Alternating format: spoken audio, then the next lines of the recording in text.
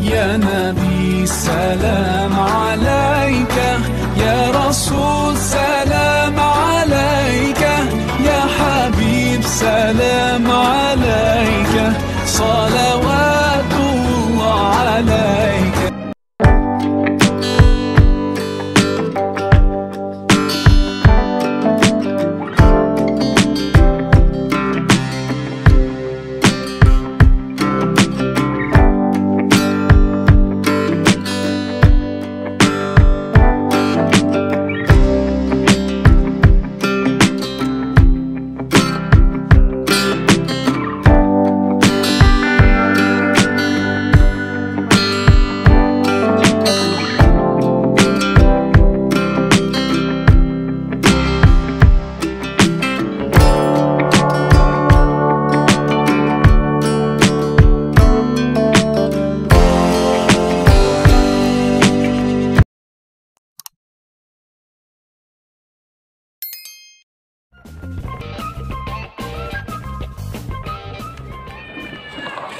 Warahmatullahi wabarakatuh.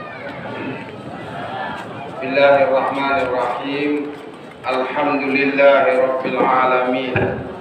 Wassalatu wassalamu ala asyrafil anbiya wal mursalin sayyidina wa maulana Muhammadin abil qasimil amin sallallahu alaihi wasallam wa ala alihi wa sahbihi ajma'in.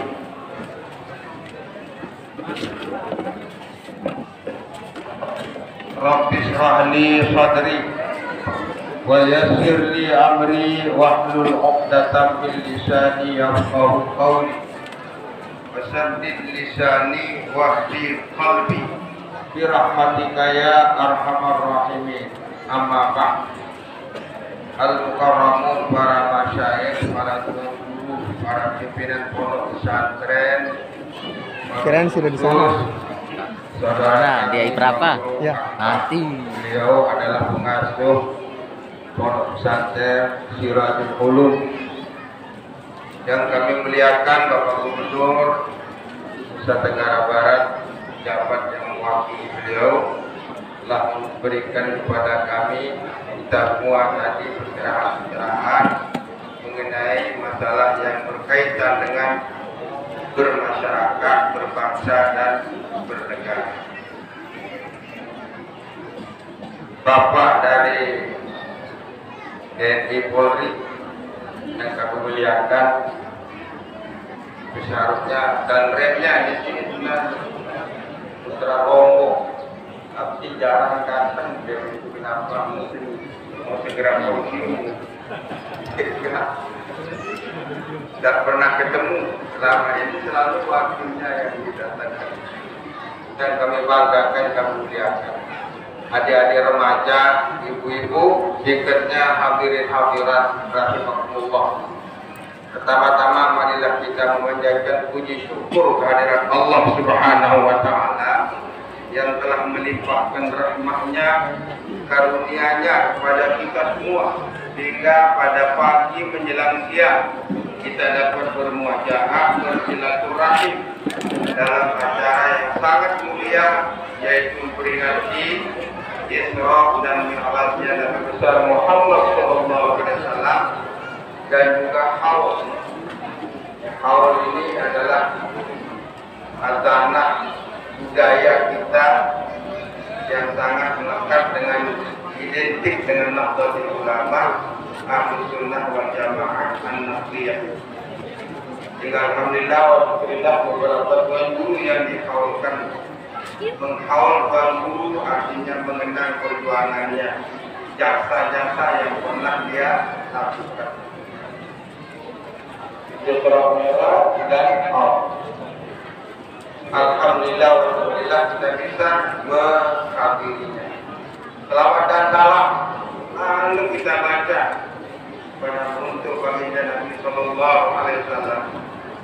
Sebab kata guru saya Al-Maghfur Syekh Zakaria Bela dan juga Syekh Yasin Isa Badani, Syekh Abdullah Said Lahir Hadrami As-Safari,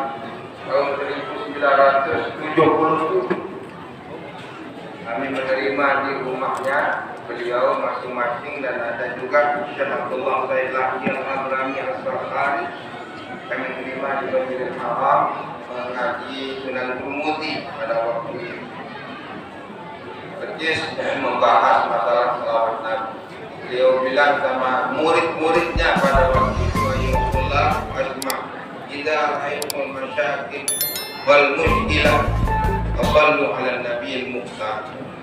Apabila kamu memperoleh sesuatu yang kesulitan dalam buka, kesulitan dalam ilmu, kesulitan dalam menghadapi apapun, fasallu 'ala nabiyil mukhtar, dalam engkau berselawat kepada baginda Nabi Muhammad sallallahu alaihi wasallam. Kita sebagai pelayan masyarakat, sebagai guru di masyarakat, memiliki rumah tangga dan seterusnya, maka kita selalu membaca selawat Nabi apabila kita mendapat kesulitan. Selawat Nabi bebas, mau selawat Jibril, mau selawat Tabligiyah, mau selawat apapun, yang penting janganlah kita menghadapi masalah dengan cara dari lauk ngengkes. Nah, tidak boleh. Bacalah selawat Nabi. Allahumma sholli ala Muhammad wa ala ali sayyidina Muhammad. Dan alhamdulillah kami menyampaikan di hadapan bapak-bapak karena kami merasakan dan kami menghafalkan, dan alhamdulillah terbukti mujarabnya apapun yang kita laksanakan ada kesulitan, fasallu 'alan nabiyil mukhtar, adalah berselawat kepada baginda Nabi Muhammad sallallahu alaihi wasallam. Para hadirin rahimakumullah, pertama yang saya sampaikan tidak panjang-panjang, yang datar-datar saja, yang kita sesuaikan dengan situasi kondisi pada saat ini. Pertama, masalah Isra dan Mi'raj. Isra Mi'raj ini terjadi setahun sebelum Hijriah. Baginda Nabi Sallallahu Alaihi Wasallam diberikan oleh Allah Subhanahu Wa Taala keistimewaan yang tidak diberikan oleh Allah kepada nabi yang lain. Maka bahasa ulama rahimahullah min khasa'is wa minal mu'jizat, spesial kepada Nabi dan juga mukjizatnya baginda Rasulullah sallallahu alaihi wasallam. Maka kita Ahlus Sunnah wal Jamaah, sekarang Ahlus Sunnah wal Jamaah itu banyak mengakui Ahlus Sunnah wal Jamaah. Kita Nahdlatul Ulama mengatakan dirinya Ahlus Sunnah wal Jamaah, tapi bedanya dengan yang lain, NU menyebutnya Nahdlatul Ulama An-Nahdliyah. Supaya jangan masuk, ISIS juga mengatakan dirinya Ahlus Sunnah wal Jamaah, tapi Al-ISIS juga empuk. Ada ISIS masa pilkada, ISIS kalau masa pilkada ikut sana ikut sini. ISIS juga namanya itu, tapi ISIS lokal. Tapi ISIS yang dikhawatirkan oleh pemerintah adalah ISIS yang bawa bom. Itu juga mengakui dirinya Ahlus Sunnah wal Jamaah. Wahabi juga begitu. Wahabi juga mengakui dirinya Ahlus Sunnah wal Jamaah. Dan kita tidak bisa melarang mereka itu menyatakan dirinya Ahlus Sunnah wal Jamaah. Tapi ada bedanya. Ahlus Sunnah wal Jamaah Al-Wahabiyah. Kalau kita Ahlus Sunnah wal Jamaah Nahdliyah, NU juga begitu, Ahlus Sunnah wal Jamaah Nahdliyah. Ada beda-beda. Tapi untuk membedakan yang lain, ya kalau kita beda jangan saling cerah, gitu deh. Kalau kita yang jelas adalah kita Ahlus Sunnah wal Jamaah Nahdliyah mengatakan Isra Mi'raj ini adalah salah satu mukjizat dan juga khasa'is. Nah, di dalam Al-Quran sudah pasti dibaca Subhanalladzi asra. Jadi kalimat Subhana ini harus kita yakini secara akidah. Sifat-sifat Allah namanya Maha Suci. Allah dari segala sifat-sifat kekurangan. Maha Suci Allah dari segala sifat lemah. Harus kita yakin.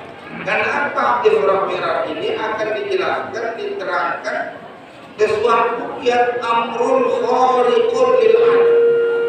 Sesuatu yang tidak bisa dijangkau oleh akal manusia. Lebih-lebih pada saat itu, pada abad itu, manusia jahiliyah.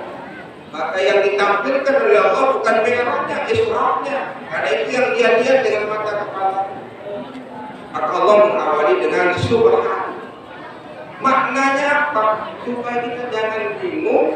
Isra Mi'raj ini adalah kudrat iradat Allah. Tidak ada sulit bagi Allah pada sudah berkata. Seperti saya dari Daek, Lombok Tengah, Praia Jaya dekat bandara itu rumah saya. Pak, jam 9:02 saya berangkat dari sana. Kemudian alhamdulillah nyampe di Mampang Daya itu kurang lebih 1 jam 20 menit. 1 jam 20 menit. Dan saya cerita ini, bapak-bapak pasti akan dipercaya. Kenapa saya tidak berangkat di berangkat? Saya duduk saja di atas kendaraan. Pukul pakai mobil, yang lari apa? Mobil. Maka saya berangkat dari Daek, diberangkatkan, dilarikan oleh mobil sampai Mampang 1 jam 20 menit. Percaya apa enggak? Percaya apa enggak? Kenapa percaya? Karena sudah yakin kecepatan mobil. Kalau kita yakin dengan kudrat iradat Allah dan itu, maka dalam ayat ini Allah berfirman, Subhanalladzi asra, yang telah memberangkatkan. Kemudian akidah Ahlussunnah wal Jamaah an-Nahdiyah, roh dan jasad, berdasarkan firman Allah di Al-Qur'an. Yang namanya abad, ruhun wa jasad, bukan rohnya saja. Maka Allah tidak menyebut Subhanalladzi asra bi ruhi, tetapi Allah menyebut bi 'abdihi. Ini Ahlussunnah wal Jamaah wajib mengikatkan roh dan jasad. Kalau jasad rohnya saja, kalau mimpi tidak hebat, kita saja bisa bermimpi kemana. Kalau jatah satu malam. Tetapi Allah SWT diisrokan oleh Allah di abdi.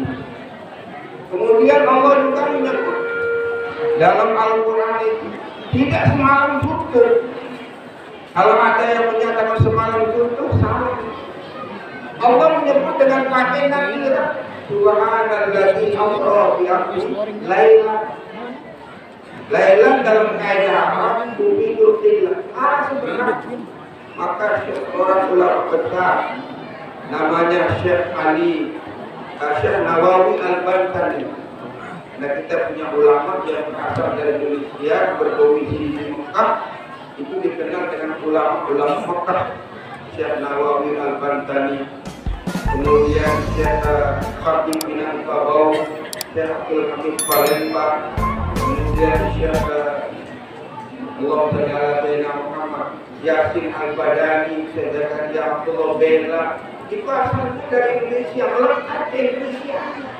Maksudnya Yasin Al-Badani tidak mampu dia melepaskan padangnya. Tapi sekarang duriannya disebut Yasin Isa Al-Badani. Dia terang. Beliau berkata, Syekh Nawawi Al-Bantani, kebetulan beliau itu adalah neneknya daripada wakil presiden sekarang, ya Haji Ma'ruf Amin. Jadi ayah dari karunia Ma'ruf Amin, putra daripada Nawawi Banten. Kemudian Syekh Nawawi Banten dikenal dengan Nawawi As-Saghir. Luar biasa. Nah, di sana dijelaskan Subhanalladzi asra bi 'abdihi lailan. Lailan ini nakirah kudil-kudil. Maka beliau menyebut Ubailah sebelum subuh, dekat akan subuh. Ini persiapan untuk melaju ke Sidratul Muntaha. Sedangkan sekarang ada astronom barat. Alhamdulillah wa syukurillah, seorang pangeran mahkota namanya Pangeran Sultan bin Salman. Sultan bin Salman ini putra daripada Raja Salman yang sekarang. Pada tahun 1980-an, beliau diikutsertakan sebagai astronom. Dan saya dengar sendiri wawancaranya di TV Saudi. Berapa bulan persiapan untuk bisa masuk dalam 6 bulan persiapan. Kemudian setelah 3 bulan untuk persiapan itu berlaku juga kosong itu orang barat. Dan kita yakin orang-orang barat yang keluar angkasa itu tidak masuk ke langit. Kalau menyebut dirinya langit bohong. Karena langit dalam akidah Ahlussunnah wal Jamaah berpintu. Ketika langit pertama Nabi Allah Nabi Nasyad Jafar Malaikat Jibril berkata man filbab anak wa man hakka Muhammad. Kemudian minta dibukakan pintu itu lepas. Tapi kalau astronom yang keluar angkasa itu betul Pangeran Salman bin Sultan, kita tidak sampai ke atas sana, tapi di planet. Nah, tapi apa yang menjadi keajaiban yang dia ceritakan? Ajaibnya kita mendengar azan Masjidil Haram di atas. Tapi orang barat tidak mau cerita soal itu. Ini cerita daripada Pangeran Sultan bin Salman, sekarang menjadi Wazir Tifak, Menteri Pertahanan Arab Saudi yang sekarang. Nah itu persiapannya dan bulan. Baginda Nabi Sallallahu Alaihi Wasallam kubailah seperti. Dan waktu itu baginda Nabi Sallallahu Alaihi Wasallam malam tanggal 27 bulan Rajab malam Jumat, beliau tidur bertiga. Pertama seorang Asadullah wa Asadur Rasulillah Sayyidina Hamzah ibnu Abdul Muttalib. Kemudian yang kedua Sayyidina Ja'far bin Abi Thalib. Di tengahnya baginda Nabi Sallallahu Alaihi Wasallam. Di mana yang tiga ini bertidur? Hijr Ismail. Di sana diberangkatkan oleh Allah Subhanahu wa Ta'ala. Yang menjadi pertanyaan kenapa tidur bertiga? Karena baginda Nabi Sallallahu Alaihi Wasallam sebelum terjadi Isra Mi'raj itu kecaman, ancaman, penghinaan dan juga macam-macam. Tetapi dua orang yang sangat disegani, pertama pamannya Abu Thalib, yang kedua istri tercintanya Khadijah binti Khuwailid yang dikenal dengan Khadijatul Kubra. Yang dua orang ini sangat disegani dengan tidak bisa mengganggu fisik langsung kepada kita.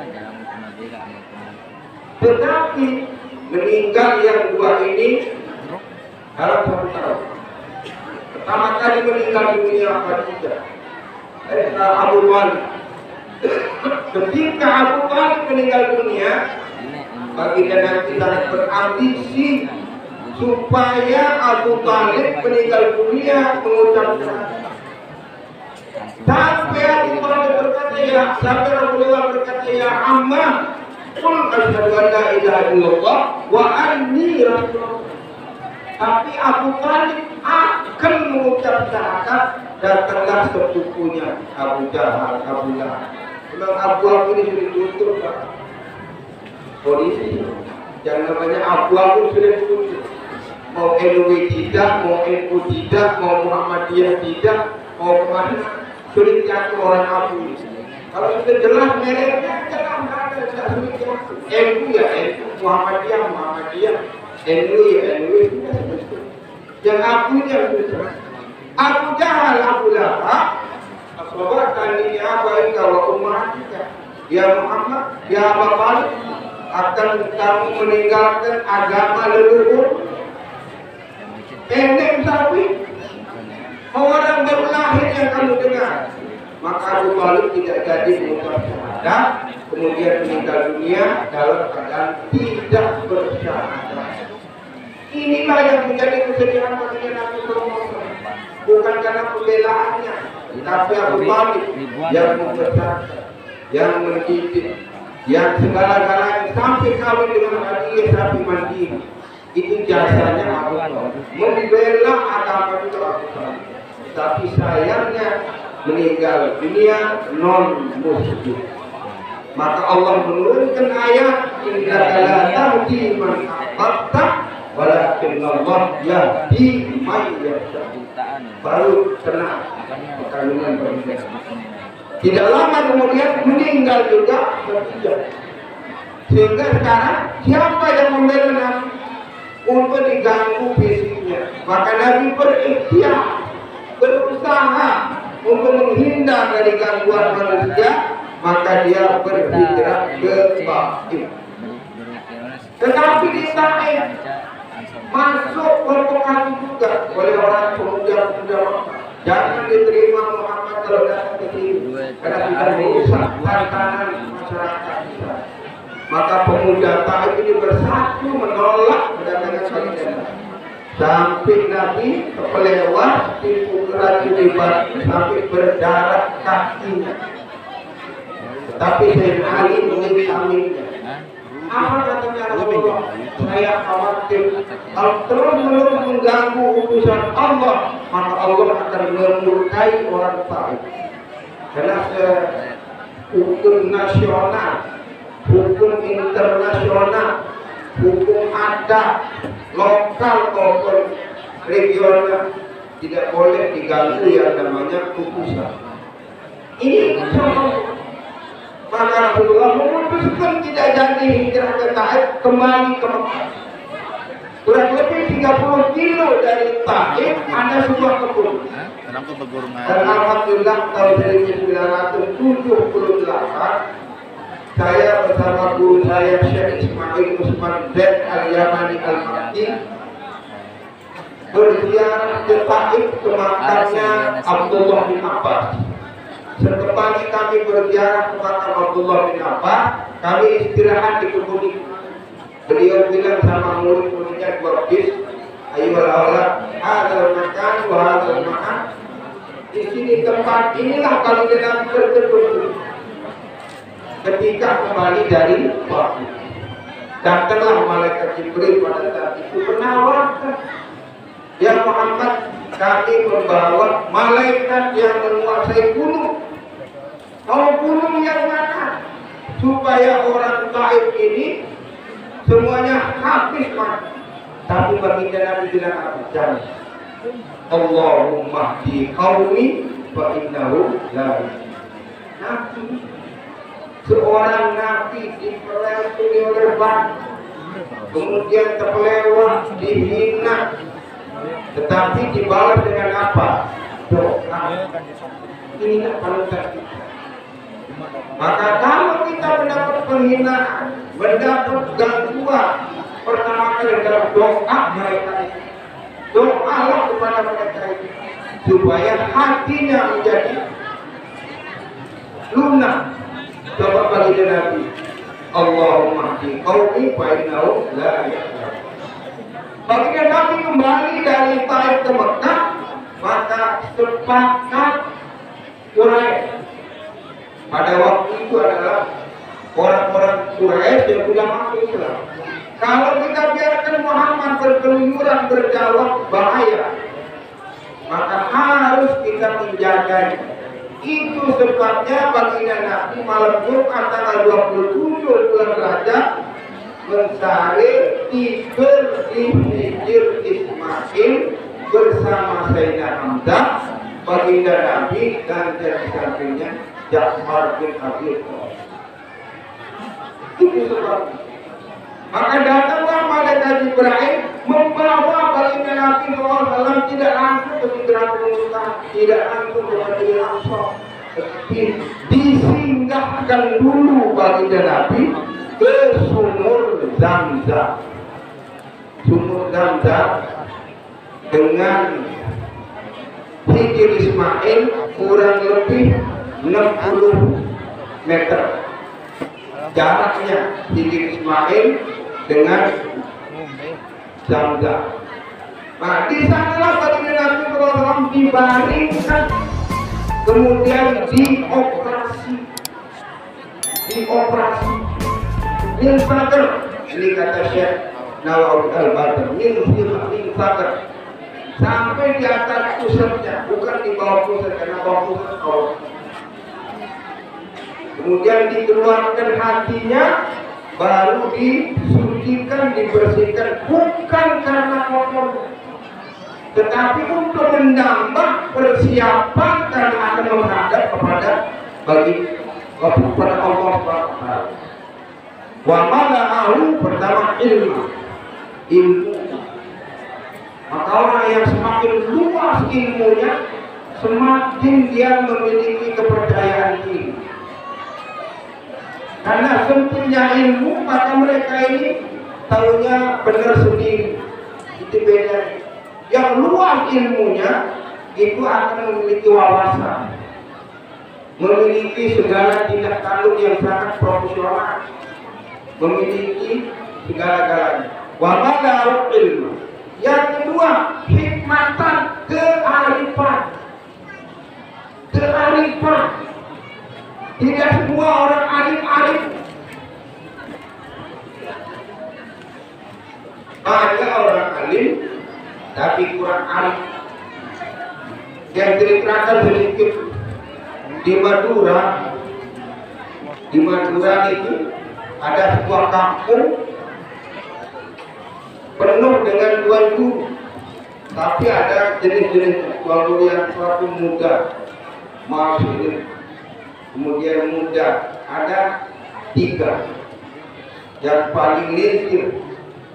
Kemudian di kampung itu ada orang yang sangat dikenal pelitnya, tapi dibuka hatinya untuk berkorban, memakai sapi berangus.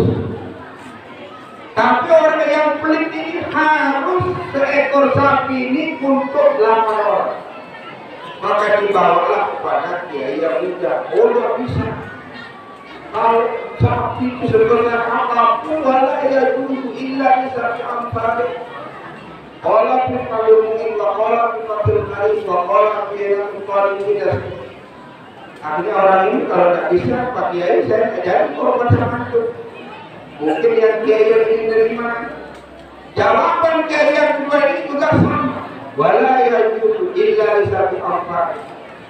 Tapi yang kiai yang arif tua ini dibawa ke sana. Wah, hebat kami. Bertumpen dibuka hatimu. Mana nama-namanya? Ditulis nama-nama sampai 8 orang. Yang ini paling angkanya apa? Ini berdua saya. Umumnya kalau 3 tahun. Bisa ini. Yang ini berapa? Umumnya 33 tahun. Bisa. Alhamdulillah, maka dia jadi berkorban, kemudian juga jadi buat sate dari kampung. Kebetulan waktu ngagemat sate ini di pasar ini dibalik kiai dari Pekanbaru.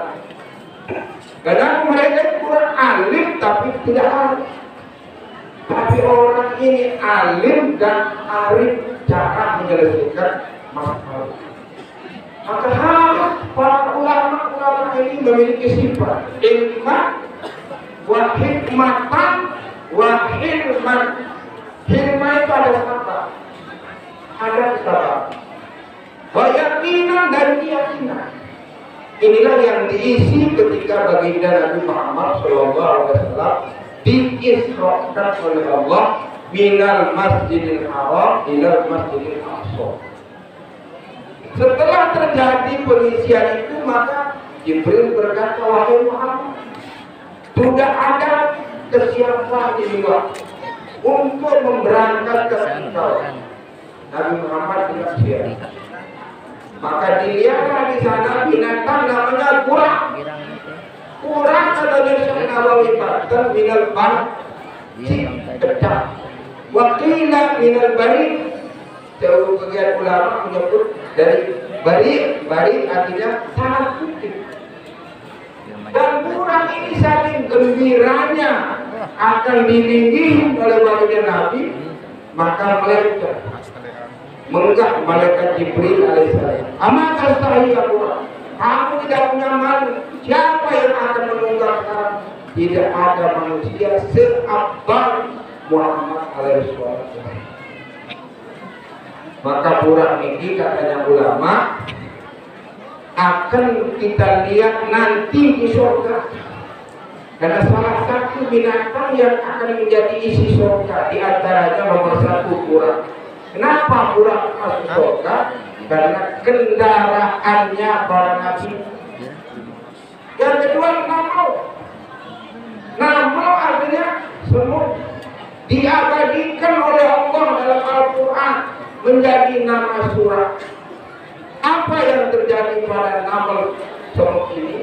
Ketika bala tentaranya Sulaiman mau datang dan akan menginjak anak buahnya, maka berteriak seekor semut menjadi rajanya, udkhulu masakinakum la yahtimannakum Sulaiman wa junun. Wahai rekan kamu, masuklah kamu ke dalam lubangmu, kamu akan diinjak oleh tentara Sulaiman. Gara-gara peduli sama kawannya semut masuk surga. Apalagi dari dinas sosial, dia memiliki wawasan, memiliki kawasan, memiliki kekuasaan. Kalau dia peduli sama masyarakatnya, semut saja masuk surga, apalagi kepala dinas sosial. Lalu ini tentara politik peduli sama rakyatnya, bagaimana mengupayakan jangan sampai masyarakatnya ribut. Maka dia nggak tidur semalam-malam polisi. Kalau isi tentara politik.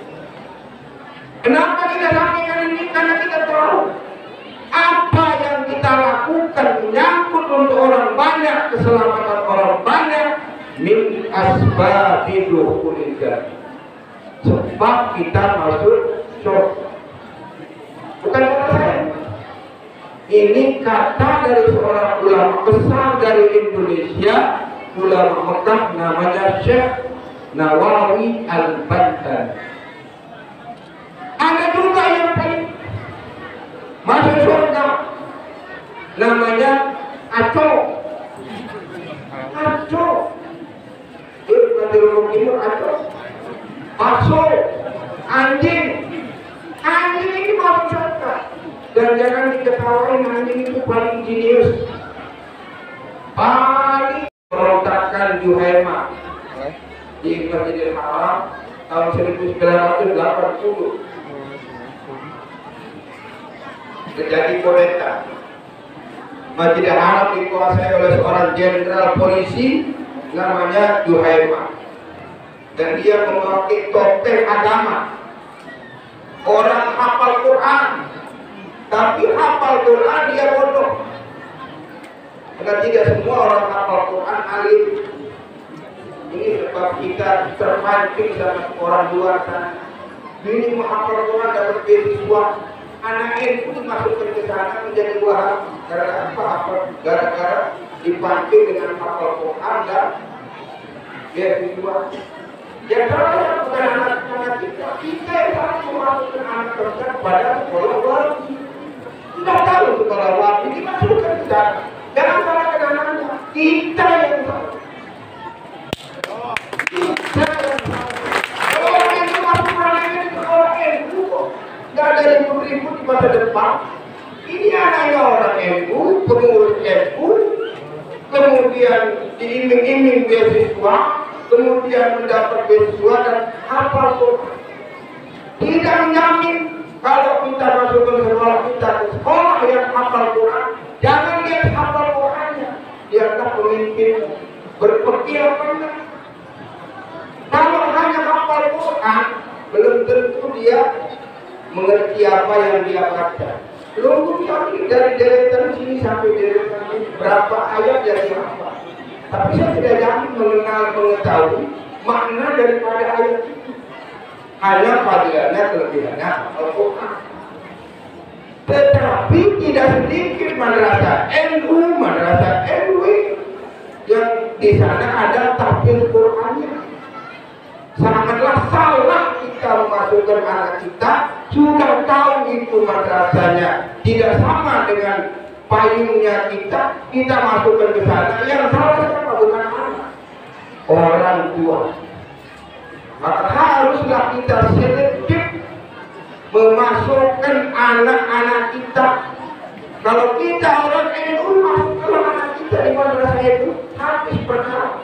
Mau apa di NU-nya ada yang mau terbang dari ilmu kejayaan, ilmu dalam ada, mau hafal Quran ada, mau apa sebut aja. Saya dulu ada pesantren di Mojokerto itu kiainya melode tidak terima apa-apa dari pemerintah, apalagi sumbangan, apalagi buat proposal, tidak terima karena kiai ini memiliki perusahaan satu bulan itu hasilnya tidak kurang dari 7 sampai 8 miliar dan semua hasilnya itu diinfakkan untuk kepentingan umum.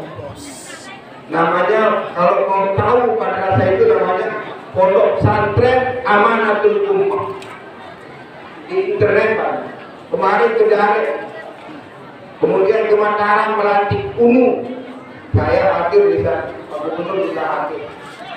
Di sana melantik. Itu adalah ada hafalan di situ Bondo. Kalau di Lombok ini banyak sekali. Tapi karena terpengaruh, tergiur, tergila dengan beasiswa. Tapi berapa beasiswa itu daripada memperbaiki anak. Begitu selesai anak dari sekolah wati, pulangnya ke Lombok, pulangnya ke rumahnya, demele nyirkin menang. Demele berpetalakin. Kok keluar aku jadi tante, demele ustaz, kalau bahkan sekolah orang. Pertama, demele berpulang. Kedua, demele ngakok. Demele nyiwa. Demele nyatus. Demele talakin. Kalau apa lagi? Maulidun Nabi. Lagu-lagu tunggal di daerah Ridul datang. Dia nawan-nawan sini. Kalau orang tanah-tanah itu ada sama pemimpin pondok satu. Jangan di situ. Jangan sekolah kenalan di situ. Nanti muridnya akan seperti itu juga. Yang susah siapa? Masyarakat. Sebenarnya benar paham tuan guru ustaz begitu pahamnya, dia undang. Jangan dibicarakan pada siapa, dia pembicaraan. Tapi tidak mau saya undang mereka itu. Untuk apa saya undang? Membawa apa? Menyebarkan sesuatu yang tidak sepaham dengan itu. Undanglah dia yang ada keluar. Kalau kebetulan NW undanglah dia yang ada keluar. Yang Muhammadiyah undanglah tuan guru yang Muhammadiyah. Jelas ya. Ini maka Buraya kita kembali ketika anjing ini salah satu binatang yang paling jenius,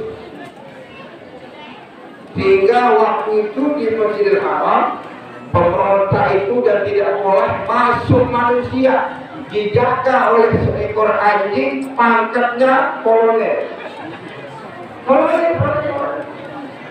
Karena anjing ini memiliki pangkat-pangkat, gajinya 40.000 real.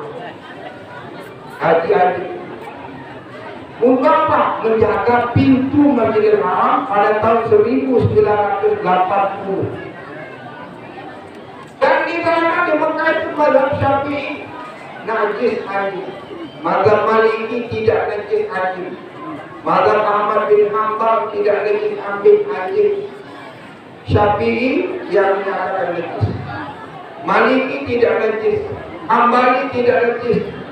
Maliki juga tidak najis. Gitu. Maka tidak dilarang anjing menjaga Masjidil Haram.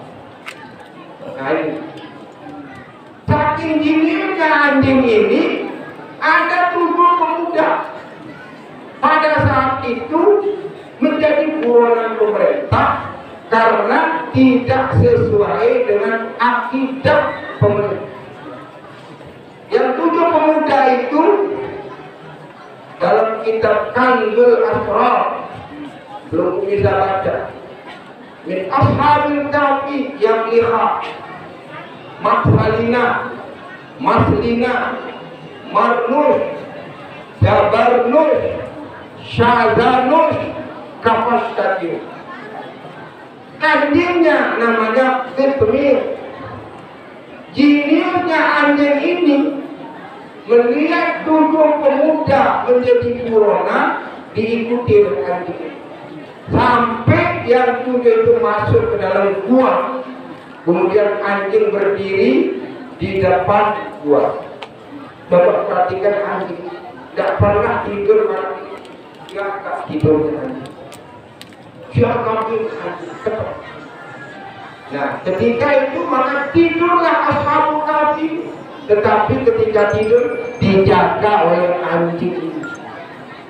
Tapi ketiduran yang 7 pemuda itu 309 tahun. Dia kelenteng.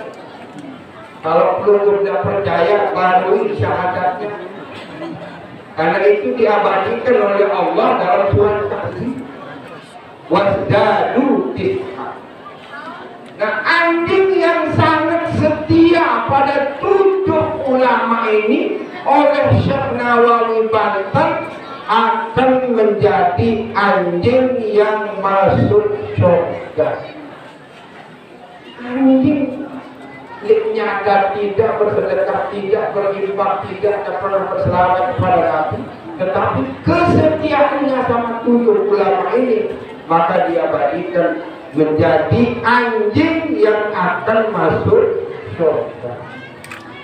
Maka alhamdulillah keluarga sangat bersyukur kepada Allah menjadi putra-putra Nahdlatul Ulama. Sangatlah syukur kepada Allah SWT menjadi dzurriyyah Nahdlatul Ulama. Dan Nahdlatul Ulama ini ampurannya. Dialah yang menciptakan Indonesia, bukan Indonesia yang menciptakan NU. Tentara belum ada dulu. Waktu angkat senjata, ketika memerdekakan Republik ini, tentara polisi belum ada. Yang ada adalah rakyat, santri yang bersenjata. Tanya tentara di depan beliau, saya bicara. Pada waktu tentara polisi belum ada, yang ada tentara rakyat. Siapa tentara rakyat ini? Para santri. Santri yang ada di Jawa Timur dipimpin oleh Kiai Abbas Punten. Tasbihnya saja bisa menjadi pesawat. Pada saat itu kemudian merdeka Indonesia. Santri itu ada yang melanjutkan menjadi tentara. Tentara tahun berapa dibentuk? Tapi sebelum merdeka Indonesia tentara belum ada. Maka yang ikut andil paling besar andilnya memerdekakan Indonesia adalah para santri-santri yang bernaung di bawah Nahdlatul Ulama. Tanya saja. Tapi santri-santri itu banyak yang melanjutkan menjadi tentara. Sekarang ini alhamdulillah, maka alhamdulillah saya punya sedikit dengan Polri, kepolisian, Polda maupun Danrem. Dan jauh sebelumnya, tolong Pak Danrem, tolong Pak Polda. Kalau ada santri yang memenuhi syarat untuk jadi polisi, jangan ditolak. Asal ada rekomendasinya dari Kiai. Dan Kapolda yang dulu Pak Iqbal yang jadi KPK sekarang, saya juga bilang, tolong kalau ada rekomendasi dari pimpinan pondok Kiai yang memenuhi syarat kesehatan, mau masuk polisi, tingginya semeter kotor, bisa. Tidak bisa masuk polisi. Harus penuh syaratnya, tingginya, kesehatannya, wawasan kebangsaannya. Nah, ini yang harus kita. Kalau tentara polisi diisi oleh para santri, bagaimana Indonesia masa depan? Tolong nanti berbicara di hadapan perunggu karena saya berbicara sama pimpinan beliau dari Danremnya, kemudian Kapolda yang baru juga, yang baru ini Kapolda sudah saya bilang, tolong nanti kalau merekrutkan anggota polisi prioritaskan dari santri-santri yang melengkapi syarat. Alhamdulillah wa syukurlah. Jadi yang berada anjing ini masuk surga, kenapa? Setia sama ulama. Kesetiaannya sama ulama. Maka ulama berada dari negara kita, berdirinya negara kita, tidak berani kita dengan ulama. Setiap petugas kepolisian, tentara, mesti oleh Kapolrinya, oleh Panglima TNI-nya dipesan dekati tokoh-tokoh agama yang ada di sana. Karena pada hakikatnya kita dengan polisi, tentara, visi misi kita cuma bedanya dia bawa senjata, kita tidak bawa senjata. Tapi masalah NKRI harga mati. Maka sumpah kita, siapa kita? NU. Siapa kita? NU. Siapa kita? NU. NKRI Harga mati. NKRI harga mati.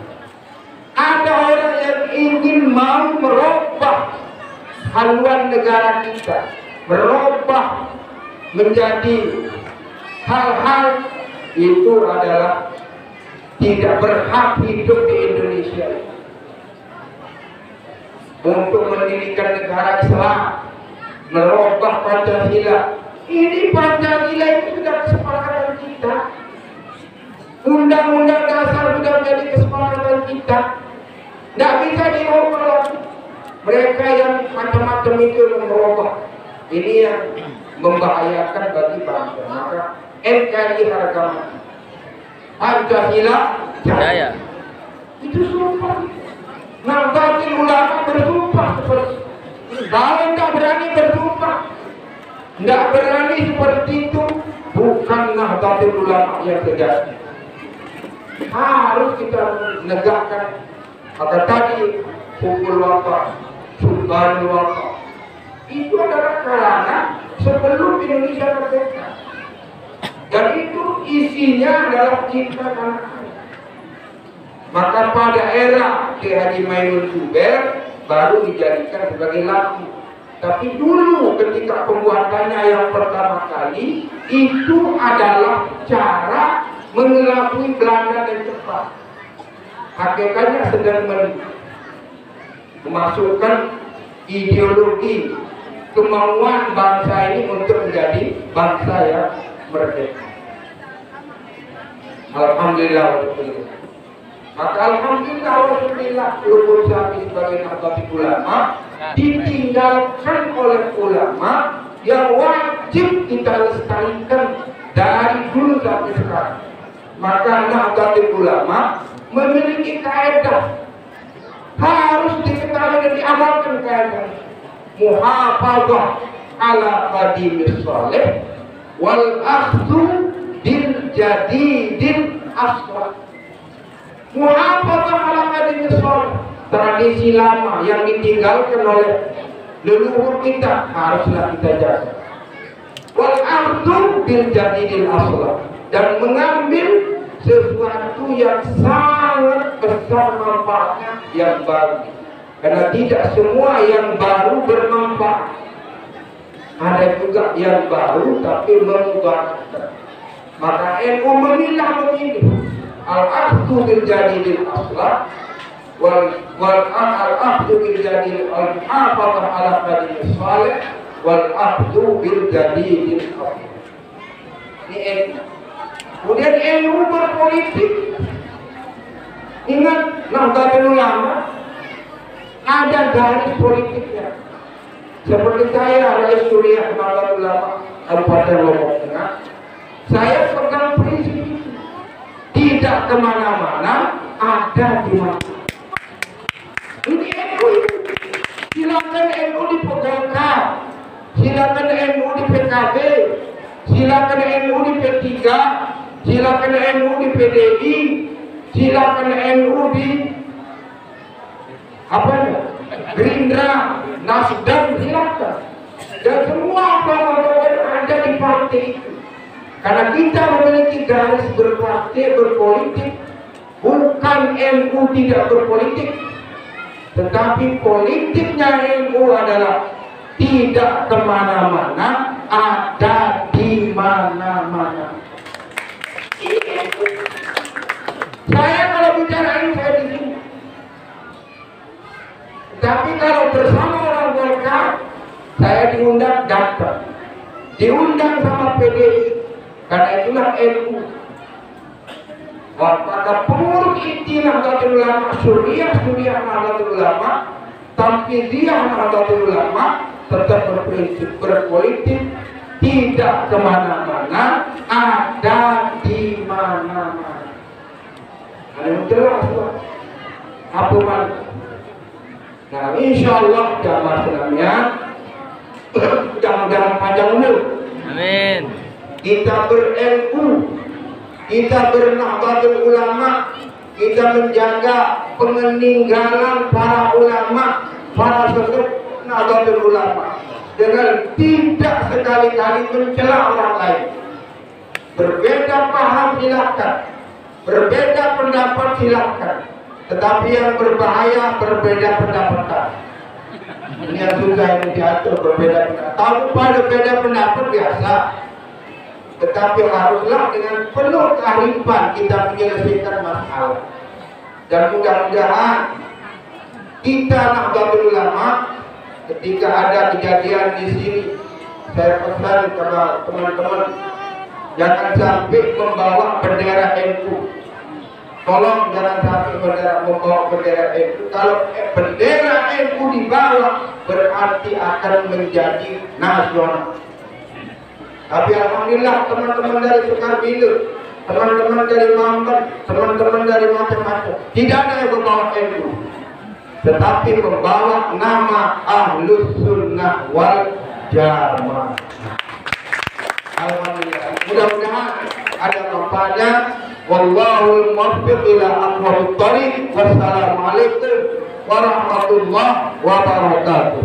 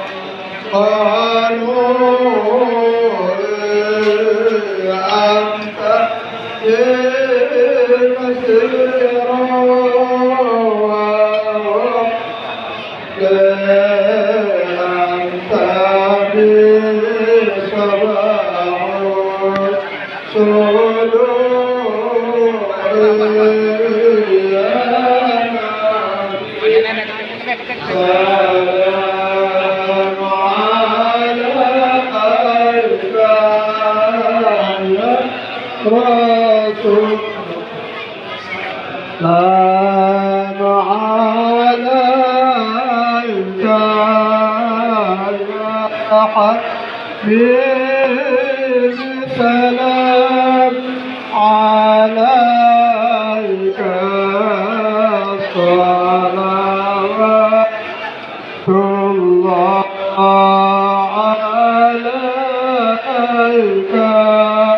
حبيبي يا محمد يا عروس الحقيقة يا الله يا معيد يا ومجد يا إمام